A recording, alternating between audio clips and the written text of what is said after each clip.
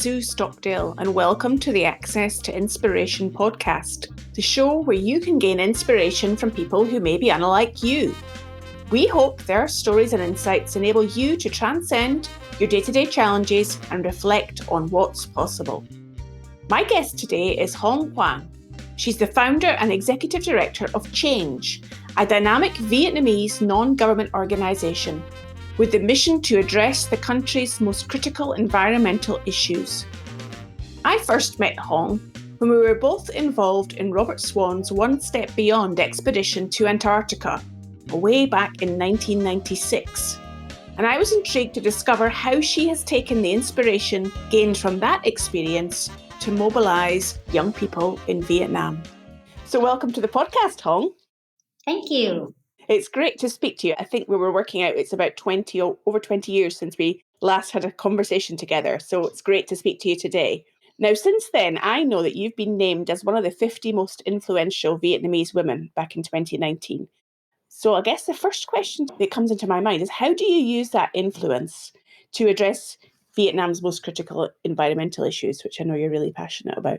I don't think that I'm an influential person at all. I just luckily got that title. I think people liked my stories. That's what I do in my work. But more than just like telling my stories, I think everyone in my team, in my campaign team, in my community has something to tell. So it's how we can share our stories of how we change our awareness and want to do something about the environment or about any other social issues that people are worried about or concerned about. I tell people and convince them that, yes, everyone can do something about the environment. And I know that partly that interest in the environment was sparked by where we first met down in Antarctica on the One Step Beyond expedition in 1996. In what way did that experience shape your interest in what you're doing today? Oh yeah, 24, 25 years already. Do you remember that time? I was quite young. And 1996, do you remember that we didn't have, well, at least I didn't have internet in Vietnam. I had absolutely no idea what internet was. And when I saw the first laptop, I think, during the expedition, it was like, what the hell is it? And then during that time, there was so many first time things that I did in that expedition, not just like the first time in Antarctica, like the first Vietnamese to be there. The first time I had seen so much ice and snow. The first time I had seen such beautiful landscapes in nature and beautiful, like, well, all the whales and penguins that we had seen. But it was actually the first time ever I had seen some really passionate people. The one who joined our expedition, I don't know if you remember all of them. I just barely remember all their names, but it was really the first time when I had like really thought like, wow, these people are so interesting. They have something they care about. They have some passion that really pull them together and then put all of us in that weird circumstance and do something that I had never done before. I had never heard of all these ozone hole and global warming. All the knowledge and everything that I learned to do that expedition was really mind-blowing. But it's a lot more when we really saw how people were passionate about the environment, which is something I had never thought about. It was really the first time ever I thought of the world, something that is really bigger than myself. It's really something that is larger than life. And I had realized how big the planet is and how little I knew. I knew nothing. I knew nothing about the world and about humanity and about how young people can really come together and do something about the environment. So really that expedition, actually the people who I met there, including you, were the one that really changed all my perspectives and awareness about the world around me and then the environment and why I wanted to do something about it. So it does sound like it had a massive impact on your thinking, Hong. And then I know that each person on that expedition was then encouraged to go back to their own country and do something there. Yet, as you say, you knew nothing about the environment. It was opening up your eyes to that whole new world. How did you take that passion that you developed within yourself forwards to actually make change happen? Because that's the name of your organisation now, of course, which is very relevant. Yeah. So yeah, I agree that all of us had some bizarre, wonderful time together there. I thought that everyone was inspired in their own way. I think I went super crazy when I saw all this amazing nature. And Robert Swan, he was such a crazy guy, but he's totally really, really made me think about why people would think about something else rather than their own benefit or their own life and their own personal interests. So I agree that when we got back, everyone would still pursue their own pathway, their own career, or everyone had their own mission. While probably because I was the first Vietnamese person to have set foot on Antarctica. So it was a little different when I went back to the country, and the whole country, really, like the media, went to the airport and welcomed me. And all my friends, they really brought drums and they made noise at the airport welcoming me back. And I was like, oh my God, I have such a privilege. And I wanted to share this privilege. I just cannot keep this for myself. I wanted to share all this excitement and all the things that I had learned from the expedition, and wanted to share that happiness with everyone. So I started to go around and really gave talk to all the universities and organizations, whoever who wanted me to come. I talked on TV, and everyone loved my talks. But then that's about it. I just realized that, okay, they really liked my stories. They watched our videos. But when I showed them the videos, how beautiful and wonderful. But then later on, when I really wanted them to organize some environmental, just simple street kind of clean up or beach clean up, and it was so difficult to mobilize people. People like the stories, but that's it. At first I was very mad, like, oh, how come you said, oh, your story is so nice, but why you don't join me when I wanted you to do something? And I had just realized that it's just basically me. Just a few months back before the expedition, I was probably like the same. I just wanted to have fun. But when I was asked to do something free, volunteer, I was like, why I have to do? It's the job of the Ministry of Environment. It's not me. So I thought that probably all these people that I wanted to change, would need some inspiration. That's why I started to think I had to create more of me around, like really making environmental protection more fun, more inspiring, but more important that I had to empower them to make them feel that they can do something about that. And that's how I started to recruit volunteers and inspire them and train them and do everything so they can just do more work with me.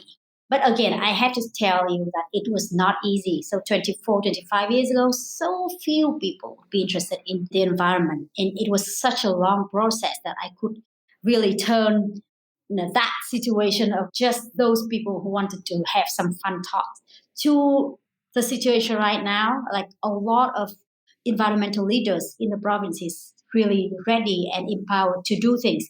It's a 24 years process. It's not easy, I have to tell you. But yeah, I started it and I never stopped.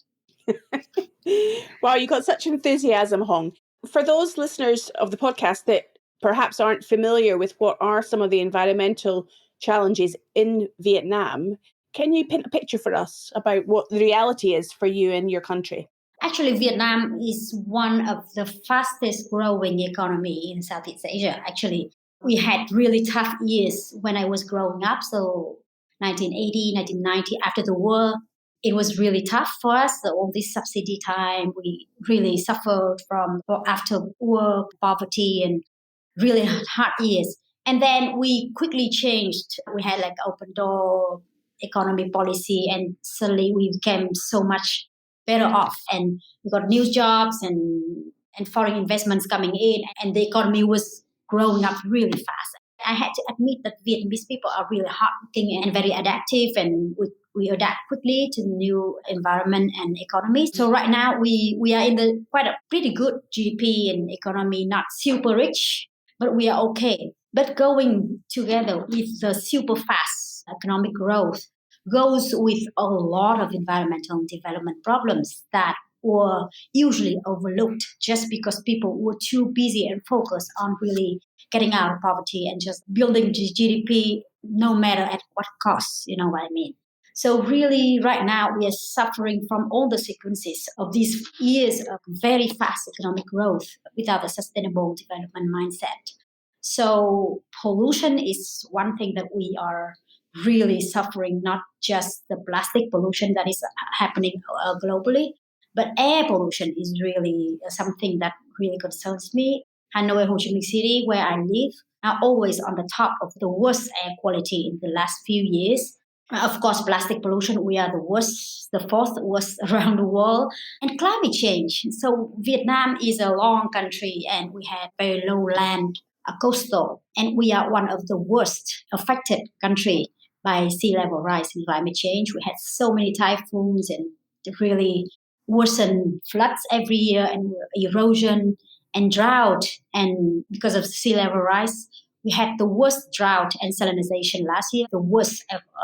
So we had all these kind of very bad climate and environmental crises. And on top of that, we have lost so much biodiversity because, again, people are not really care about wildlife and forest protections. And so we've lost most of the wildlife and forests. So a lot of those issues, to me, someone who has traveled the world and I have seen beautiful places, and I saw beautiful places in Vietnam, and I see them really disappear so fast because of the fast economic growth. So that's why Change has chosen to work on the most urgent environmental problems that we think that really critical: climate change, plastic pollution, biodiversity loss, illegal wildlife trade, illegal wildlife consumption, and so many other unsustainable development practices, not just among the business sector, but also in community daily life. So we are working on those.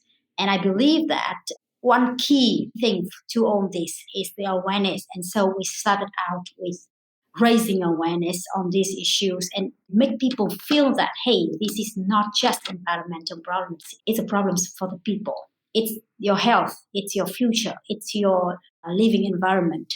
You are the one who get affected the most when the pollution is hitting. We're not trying just to save a few trees or a few animals. You're trying to save people. So all our awareness raising is around the narratives of like saving nature, saving environment is actually saving people, saving humans. Hi, it's me again. And if you're enjoying this episode, then you may be interested in our playlist featuring other guests who are also making a positive social impact in their countries.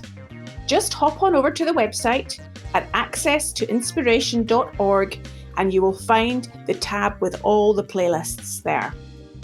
Remember, you can keep up to date with all the news from us by connecting with us on social media. You'll find us on LinkedIn, Facebook, Instagram, and Twitter. Now back to Hong. So in terms of that mobilisation, what sector of society are you trying to mobilise? Is it mostly young people, or are you influencing across all sectors of society to get people to change? Of course, I start out with only young people. You know why, right? Young people, first, they are young, they are very smart, they are tech savvy, they are very quick, fast learners, and they are open to new ideas and new knowledge, and they would not mind changing their opinion and mindset to do something new, to try something new. So when we want to change all these bad behaviors and the things that have really caused so much impacts on the environment would require a new way of thinking, new way of ideas, and also the ability to admit that, hey, yes, I have made the mistakes and I want to do something about it. Young people have that. Old people don't. So that's why I started out with all the mobilizing thousands and thousands of young people in Vietnam. But more than that, I think it's important that young people are also the one who will be the one who do startups. We are a new economy. So right now, the rate of young startups, young new businesses by young people who just like graduated or came back from overseas are really high. So if we can educate young people for 10 years, 10 years later, you will see a whole new set of leaders, business leaders, or even local government leaders who have better mindset, who have better awareness, and they will just make the changes that I want to see. And not only that, actually, it's started out when I had my son. When I saw him grow up, and I was like, okay, what kind of world I want him to grow into? So I think young people would be the reason for a lot of other people to take action because they want their children to live in a better and livable place. A lot of our campaigns are targeted for young people. I see the roles of other sectors as well. And I think young people, they're great. They are innovative, they're fast, they are everything. But if they don't get support from adults, from businesses, their passion will die down very fast. Just exactly like me. After I went back from Antarctica, I had all this passion. And then after a few years spending all my savings, and I was like, I don't know what to do. So the same thing with the community groups we work with in Vietnam. We train them, we brought the project with them, and we empower them. We do so many things to help them build their projects. But after a year, if they don't continue to get support from the local government or from the businesses or from the adults, from basically the people who have the resources, they couldn't do anything anymore. And that's why now we bring businesses to the local community campaigns and they help out because the local communities and the young people are the ones who are aware, who understand the local problems. The businesses or scientists, academia, and so many other media, even sometimes celebrities, they want to do something, they just don't know what they should work on. And so it's very important that I work with the young people, but also I have to connect them with all the resources and connections and other communities for them to collaborate with each other for longer term impacts. So it's really about a bigger system. You're influencing a bigger system by bringing people together. I know you were selected as an Obama Foundation Scholar in 2018 and went to New York City to do that. What did you learn from the program and what did you bring back to your work? I think that was probably the most empowering 10 months of my life. Well, after the Antarctica thing. But yeah, I was selected, luckily, among 12 selected from 12 countries. And the other scholars who joined the same cohort with me, they came from all different continents and they work on different sectors. So health, they work on like women's rights or public policy, or like they work on totally different issues that I did. But when we came together and I just realized that no matter who we are, no matter where we come from, what continent, and what we are interested in, we all want to work towards some positive changes for the society and for the community. And I had started to, after like really months living very closely with them and like really chit chatting with them almost every night, I had realized that, hey, they have different perspectives on a few things. And I just realized how any one of us, me including, we can usually look at an issue that we are concerned about from our own angle. So when I really want to save the rhino, want to save a river, I just look at this issue from the perspective of an environmentalist. I really didn't really look at that from the health perspective or from the transparency perspective. But being with those wonderful scholars, I have learned that I really need to have a much broader perspective. So when I look at any issue, anything, and if I organize my campaign and projects, I would really need to have that kind of perspectives from all different angles so that I can understand the stakeholders involved in the issue. And I can see the issue from other people's perspectives, not just mine. And only by doing that, I can engage other people from other communities, business communities, for example. They might have totally different perspectives from mine. And if I had learned to look at things from their perspectives, then I would be able to engage them. And so I think that is the biggest learning I got from that program, like really seeing things at a much macro, inclusive level. And since then, I had realized that I could engage so many more communities and get so much more support for our projects compared to before the program. I think it was amazing learning experience. As you say, it's taken your awareness about the power of influence to a different level. Yeah. As you say, it's a long-term journey that you're on. It's not going to happen in a month or a year. I'm imagining that many people need to understand and be able to measure the success that's happening to keep motivated. Can you share with us some of the successes that your organisation has had or the impact? This is difficult. I think environmental protection is a cause that is really difficult to show the results or impacts in numbers, because how can I prove that, hey, the environmental performances have improved since we did these campaigns? It's really difficult to see if the air is better. Well, of course, we can have some measure to do that, but it will take years until you see the results. It's not like you work for some charity organization when you can build a school for 200 kids, or you can help a few families. The results can be so direct and so easy to see. And it's also one of the challenges that I had when I come and talk to either business partners or government or even the community. Like when they ask me, prove me that your work would work. And I really cannot say that. So I have to say that many times my team and I would feel really discouraged, like, we work so hard and nothing changed because it's still so polluted. The air is still so bad. The rivers, the oceans are more and more polluted, and we feel like we wasted all these efforts and money. But then we will have to look at the change that you see over the much longer period of time. So I had to really look back, 1997, when I went back from Antarctica. And it was so difficult for me to just really mobilize like 30 young people to just go and do a beach cleanup. But now, easily, I can really name easily on social media, even the groups that I have no idea they exist. There's so many groups, environmental groups in the community that are doing all this environmental protection organizing everywhere. So I really see the changes in people's awareness and behavior. On one side, you saw that 10 years ago, there were very few people who talk about air pollution. Right now, when we had some really bad air 2 years ago, and the people in Hanoi and Ho Chi Minh City post so much on social media, so much, that would put the government to admit that, yes, it's polluted. And now they had to issue new regulations, and they had to install air sensor everywhere in the city just because of the pressure from the social media.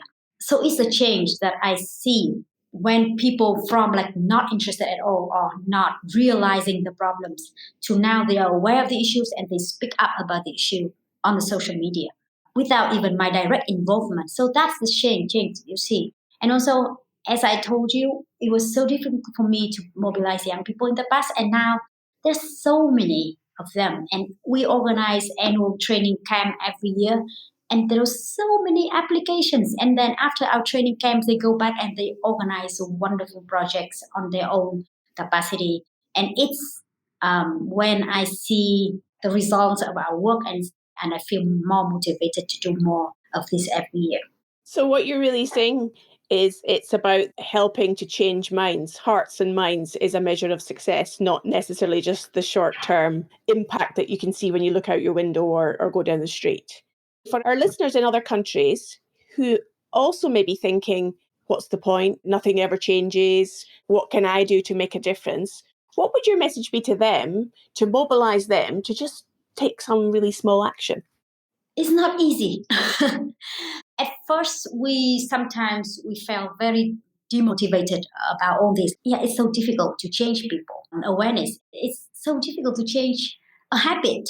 And later, we have to admit the fact that, yeah, you just don't expect to change everyone. It's so difficult, yeah, to change habits. So you can do whatever you can do. We found out that there's no one single silver bullet that can really change everyone's mindset. We had to use so many different strategies. Let's take wildlife conservation as an example. So as I told you, Vietnam is among the top consumers of illegal wildlife products because we had for years, for decades, for generations, the habit of like eating wildlife as a symbol of like showing your strength and showing your status and showing that, hey, I have the power over other animals. So it was really difficult to tell them that this rhino horn doesn't cure cancer because it's just like your fingernail. It's not scientifically proven and all that. Some people don't listen to that kind of things. So we would use their belief system to change that. So those people who would not believe science, they might believe in their religion. Then we come to their religion leaders. For example, we had campaigns in Buddhist temples because like most of the Vietnamese are Buddhist. And they would come to the temples and they listen to their Buddhist leaders like explaining about things.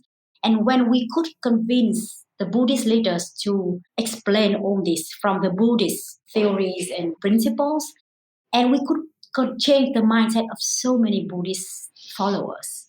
It's very important how we should be aware that yes, you cannot change mindset of everyone using just one narrative or message. We use medical doctors, we use Buddhist leaders, religious leaders. We use sometimes a lot of celebrities. So young people, for example, who would be so easily attracted by K-pop or just like some concert and entertainment, they would be convinced by their celebrities. So we had over 200 until now local celebrities join our campaign, and they have their way and their channels and their charisma to send the message in their own way to their millions of fans. And that's how we can reach out to those millions of young people or the people who don't care much about the environment, but they want to follow the examples of the celebrities. So what I'm saying is that just like be super creative in delivering your message and change hearts and minds by just thinking like them and looking at them and relying on their faith belief and belief systems and change the mindset from there. Well, I think what you've done for us today, Hong, is given us your message very clearly. You've given us your enthusiasm and you've given us a great sense of the mission and the journey that you're on. It's been absolutely fantastic to speak to you today. If people want to find out more about change and about you, how might they do that on social media and the internet? Change has a Facebook page, Change VN. If they go on Facebook and find Change VN, we have also YouTube channel, Change VN. We have Instagram, we have LinkedIn. So you can just easily find us there if you type Change VN. We are quite popular in Vietnam, but I would really like to see more international communities who have the same programs and the same initiatives, working with young people and changing, making teeny tiny changes for the world to join us so that the Vietnamese people and especially the Vietnamese young people see that, hey, we are not lonely in this journey, because it's so important when you need to see that you're living in a community and other people in other countries also have the same mindset and think the same way, and they would feel more encouraged to do good things for their society. So join us. Fantastic. I'm sure that those listening in other countries will be inspired to engage and follow up with you, Hong, and let you know what they've thought about your words today and get engaged. So thank you so much for your time today. I've really enjoyed it. Thank you so much, Sue. Thank you. Well, I'm sure you will agree that Hong's energy is so infectious.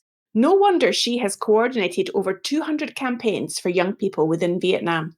And I know she would love you to get in touch with her if you are supporting environmental issues in your country too. Next week, I'll be in conversation with Nick Marks, a statistician whose mission is to measure happiness at a systemic level and believes that happiness is the ultimate key performance indicator in the workplace. I hope you will join me then.